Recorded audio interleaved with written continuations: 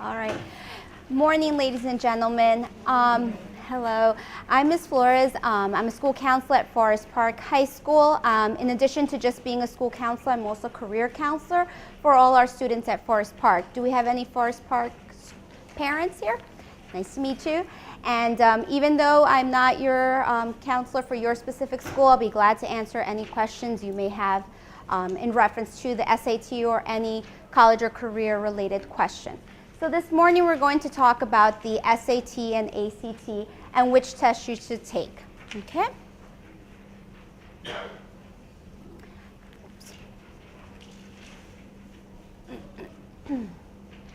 Okay. Should you take the SAT or ACT or both tests? Okay. In 2009, the number of college applicants who took the ACT for all practical purposes finally equaled the number of students who took the SAT. So in regards to the SAT, there have been 1.5 million students who have taken the test, and for ACT it's 1.4. The ACT is now an equal competitor for college admission and is just as likely as the SAT. So a lot of colleges who have come out to visit our schools advise our students to take both the SAT and ACT, okay? Why take the SAT? The SAT measures two areas. It measures verbal reasoning and critical mathematical skills, okay? The verbal reasoning is the type of skills that would be measured by reading long passages, and in the mathematics, the SAT measures mathematical reasoning, okay? The SAT measures a student's ability to understand and interpret information that may not or may have not been presented in the classroom setting, okay? For those parents that are walking in late, if you can just grab a handout on your way in and please have a seat.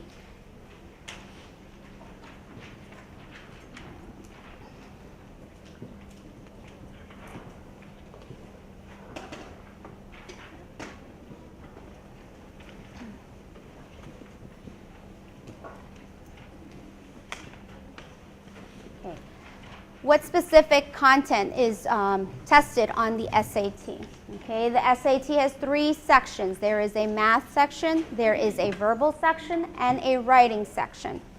The math section focuses on numbers and operations that are found in algebra, geometry, data analysis, probability, and statistics. Critical reading focuses on sentence completion and reading comprehension. Okay? And the essay portion is a short essay, which is 25 minutes writing given on a prompt, and it is mandatory. Okay? A lot of students want to take the SAT early on in the school year, in 9th grade or 10th grade, and when they receive their scores, many times they're not happy with the score they received. The reasoning is that the content of what they're learning in the classroom, they still do not have that background to be successful in geometry or algebra 2 or more in-depth English skills that they might need to receive a higher score. Okay? Why take the ACT? Okay? The ACT is a curriculum-based test. It is not an aptitude test or an IQ test. The questions on the ACT are directly related to what is learned in the high school courses in English, mathematics, and science. Okay? Because the ACT tests are based on what is taught in the high school curriculum, more students feel more comfortable taking this test versus the other tests. Okay? Because of the content and the familiarity that they have with what they're learning in the classroom. Okay? Okay, the content of the ACT. The ACT has 4 sections. English focuses on the mechanics and grammar and rhetoric skills, whereas the math test focuses on the areas of algebra through trigonometry. The reading focuses on arts and literature. Science reasoning consists of evaluations and problem solving. And the ACT also has an optional essay. Okay? The essay is optional. A lot of colleges, when they look at scores, they only consider the highest verbal, math, and verbal scores. Even for the ACT, the writing score is not considered as much. But if you are a strong writing student, you do want to take it to show that you have that extra potential. How much does it cost? The SAT is $51. If your college that you are applying to requires the student to take an additional subject test, okay, which could be in one of the foreign languages or history or English, there is a $24.50 basic registration fee, and there's an additional $24 language fee for listening tests, and an additional $13 per specific test. The ACT has, with no writing, is $36.50, and the ACT with writing is $52.50. And that price is on your handouts that you have in front of you. Keep in mind that there is a window of time for you to register for the test. For example, at this moment, we only have the window of time for students to register for the March, May, or June under the regular registration window. They can still register for the January test, however, they do have to pay the late fee. The late fee is an additional $27 that you have to pay.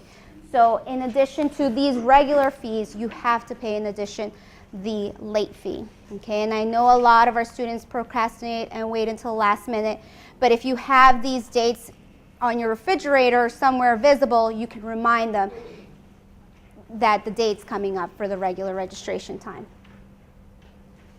If your son or daughter is considering to play sports while in college, Division I athletics requires students to have a sliding scale with either test with the ACT or ACT and a core GPA of a 2.0.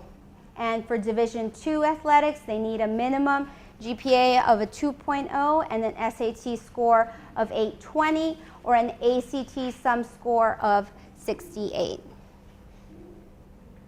Okay, and here we can see a comparison, okay, of how a student compares to having taken the SAT versus the ACT. As you can see, the highest score a student can receive on the SAT is a 2400, and the highest score a student can receive on the SAT is a 36. And this is just taking into consideration a sum of all the three sections, okay? All right, so you can see there and compare how they compare on a different scale. If you have a son or daughter who has a disability, okay. Whoops.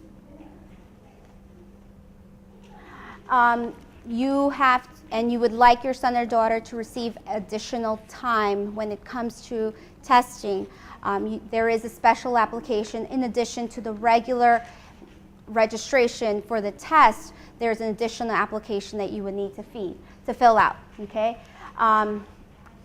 You can see more information available on the College Board website, which is www.collegeboard.org/SSD, which stands for Students with Services with Disabilities. Okay, you can contact your schools, and contact the SAT Disability Coordinator. You have to be mindful of the application dates. It is a long process, and it does take a long time, and there's a lot of documentation that you will need to submit to prove that your son or daughter is eligible for those services. The materials are time sensitive, and not every application is approved. My recommendation is the sooner you get started, if you qualify for this, the sooner you fill this out, the better. Okay, because if you wait into the senior year to complete this, it might not be in sufficient time for when they're scheduled to take the test. If you have it done early, it's a one-time thing, it's in the student's file, and it doesn't have to be done year after year. Okay. SAT fee and ACT fee waivers. Okay, if you are eligible for free or reduced lunch, or have a low income, you are entitled and could receive an ACT or SAT fee waiver. Every school is allowed a certain amount of SAT and ACT fee waivers. And this fee waiver is only for the regular registration fee. It does not cover the late fee. And every student is allowed 2 fee waivers each year. Okay, the college application fee waivers is also available for those schools that participate with the College Board. So what I mean is, with you having used an ACT or SAT fee waiver, you are entitled to receive 4 college application fee waivers. So when you're applying to your colleges, you can receive 4 college applications for free.